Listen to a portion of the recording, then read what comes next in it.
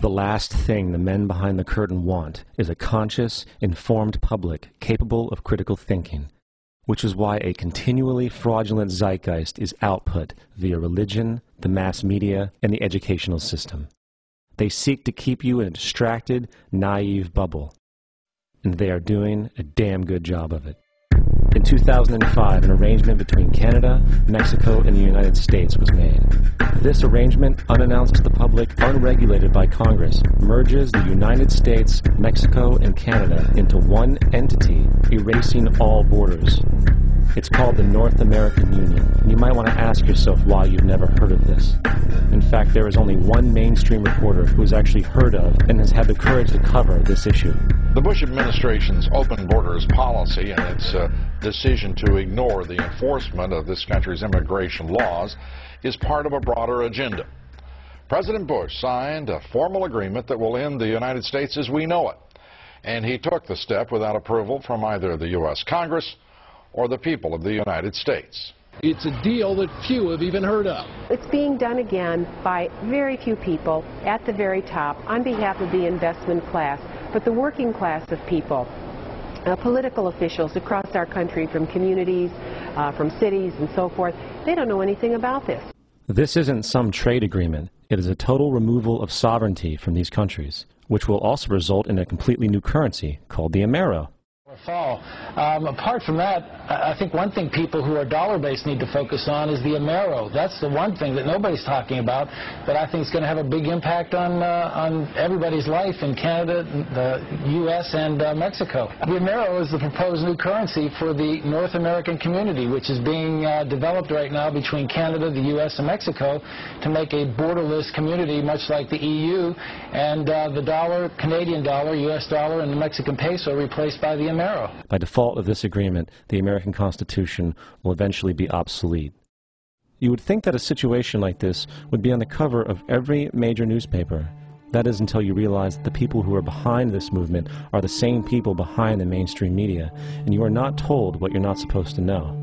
The North American Union is the same concept as the European Union, the African Union, and the soon-to-be Asian Union, and the same people are behind all of them. And, when the time is right, the North American Union, the European Union, the African Union, and the Asian Union will be merged together, forming the final stages of a plan these men have been working on for over 60 years. A one-world government.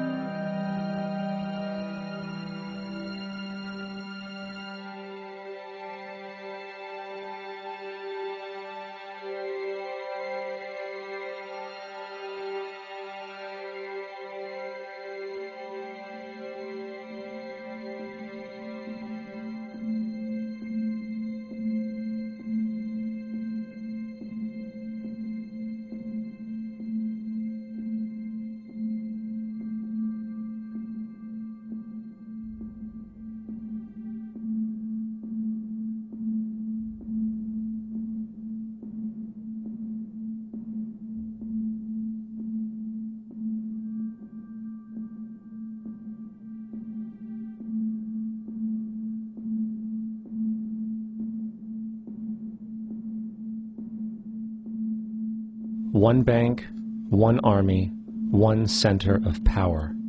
And if we have learned anything from history, it is that power corrupts, and absolute power corrupts absolutely.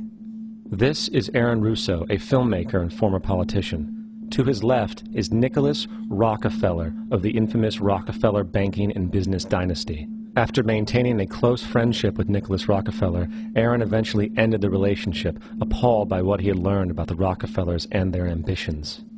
I got a call one day from an attorney woman I knew, and she said, "Would you like to meet one of the Rockefellers?" I said, "Sure, I'd love to." And we became friends, and he began to divulge a lot of things to me. So he said to me one night, he said that there's going to be an event there, and out of that event, you're going to see, we're going to go into Afghanistan, so we can run pipelines from the Caspian Sea. We're going to go into Iraq to take the oil and establish a base in the Middle East, and we're going to go into Venezuela and try and get rid of Chavez. And the first two they've accomplished. Chavez they didn't accomplish. And he said you're going to see guys going into caves looking for never going to find.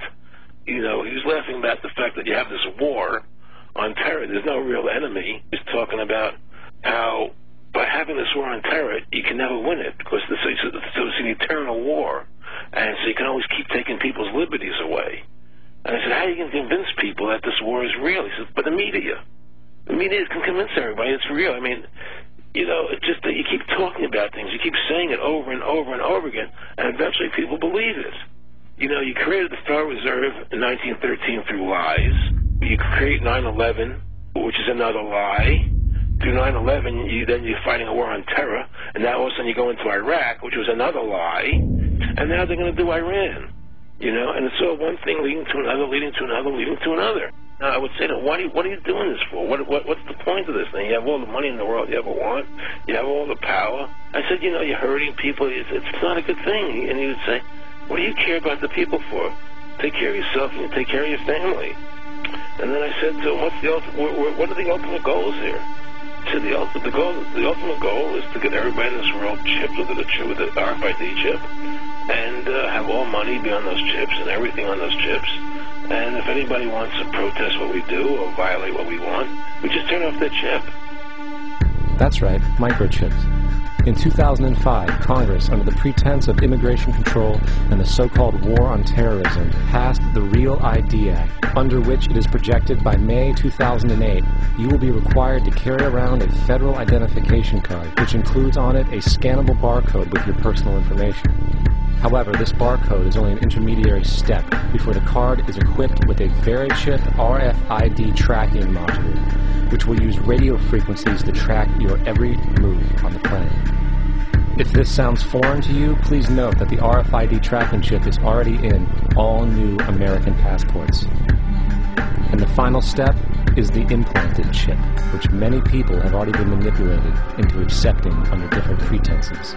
We have a Florida family who are really pioneers in a brave new world. They have volunteered to be the first ever to have microchip identification devices implanted into their body. After 9/11, I was really concerned with the security of my family. I wouldn't mind having something planted permanently in my arm that would identify me. In the end, everybody will be locked into a monitored control grid where every single action you perform is documented. And if you get out of line, they can just turn off your chip, for at that point in time, every single aspect of society will revolve around interactions with the chips. This is the picture that is painted for the future if you open your eyes to see it. A centralized one-world economy where everyone's moves and everyone's transactions are tracked and monitored, all rights removed. The most incredible aspect of all, these totalitarian elements will not be forced upon the people. The people will demand them. For the social manipulation of society through the generation of fear and division has completely detached humans from their sense of power and reality. A process which has been going on for centuries, if not millennia. Religion, patriotism, race, wealth, class, and every other form of arbitrary, separatist identification and thus conceit has served to create a controlled population, utterly malleable in the hands of the few. Divide and conquer is the motto, and as long as people continue to see themselves as separate from everything else, they lend themselves to being completely enslaved. The men behind the curtain know this, and they also know that if people ever realize the truth of their relationship to nature, and the truth of their personal power, the entire manufactured zeitgeist they prey upon will collapse like a house of cards.